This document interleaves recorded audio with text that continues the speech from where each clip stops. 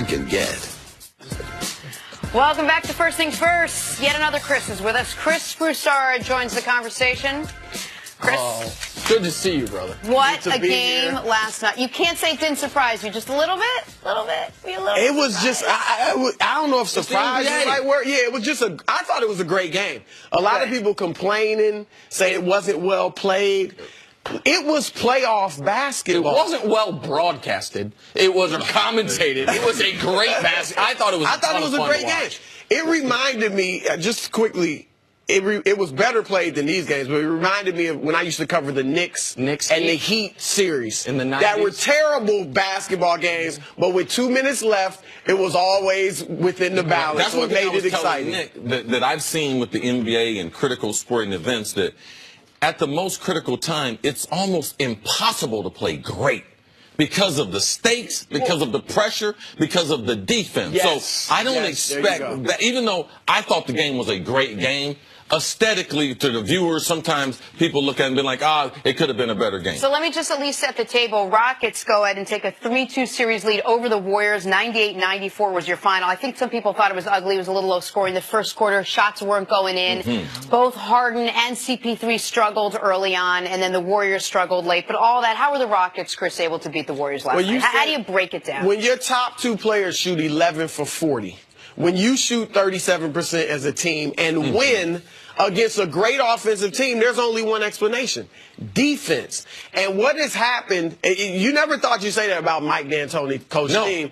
I know he's got Jeff Bzdelik as kind of his defensive coordinator, but give D'Antoni credit for setting that up, okay, and letting Bzdelik do his thing. But what they have done is, I've said it before, they have baited, switching everything. They've baited Golden State to playing ISO basketball. Golden State, we know they've talked about passes. They are very, they're adamant about the number of passes they get per game. They are throwing 58 fewer passes per game in this series than they did in the regular season and the first 2 rounds. They are going ISO almost 3 times as much as they did in the first 2 rounds in the regular season.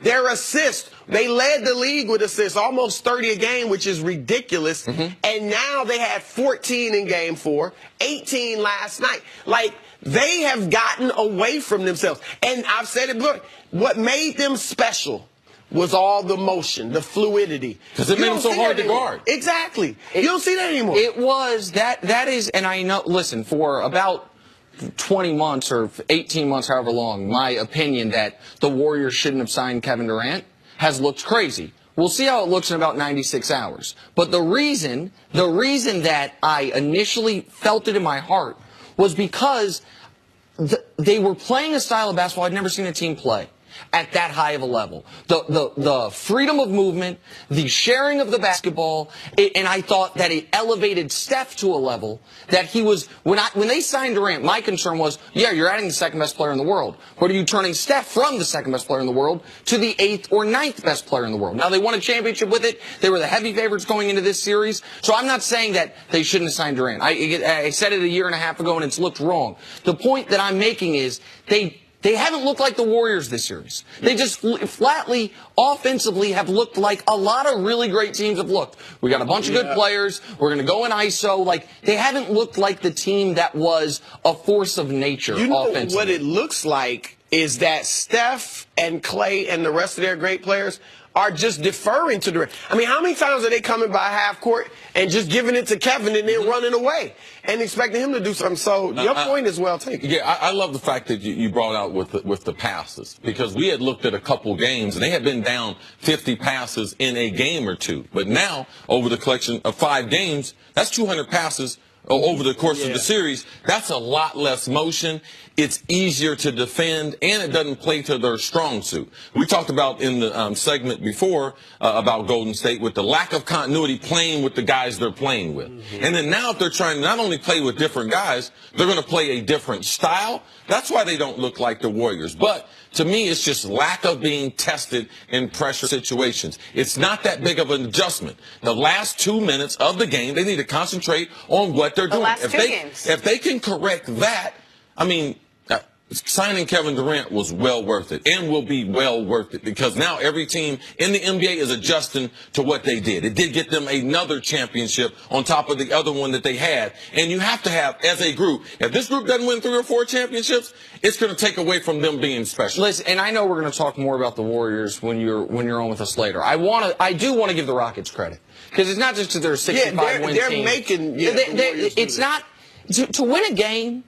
When Harden's 0 for 11 from 3, and Trevor Ariza makes 1 shot, and Chris Paul doesn't make a basket in the first half, is incredible to me. I thought they would go into this game and try to make, of course they're going to try to make, but where they would shoot 40 to 45 threes. They shot 43 of them. They only made 13. And we can say, oh, well, Golden State turned the ball over. Golden State turns the ball over now. That's their bugaboo. They've been careless. The Rockets' ability to finish these games, and the Rockets' ability, even when they're not making shots, to stay locked in defensively. Because that's what happened, Jenna, in Game 3.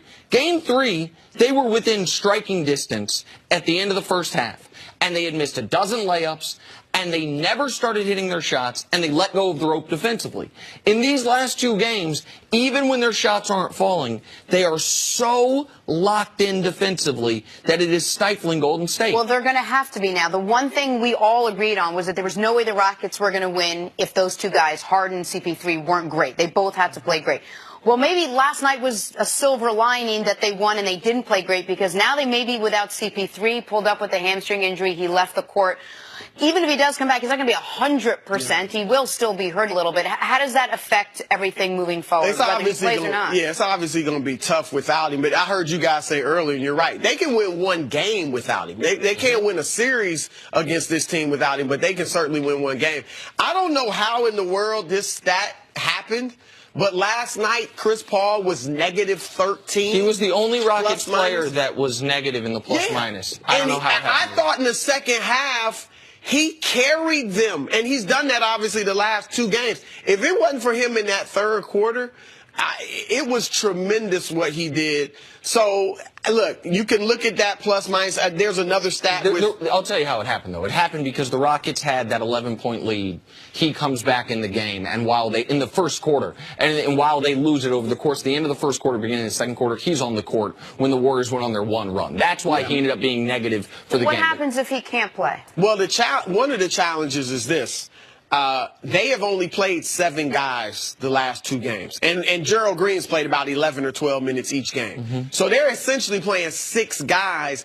Now, you have to play at least 7, I think. So what role player that hasn't played in the last 2 games, and Mute, whoever, gets in there and plays well and is comfortable after having sat this long. So that's going to be a challenge. Yeah, one thing, too, it's a challenge. But you also have Eric Gordon, who was in a slump. He's playing the best basketball he played in a long time. So you give him more minutes. Belmute, you got to put him back in the game. You got to give him 5 to 8 minutes.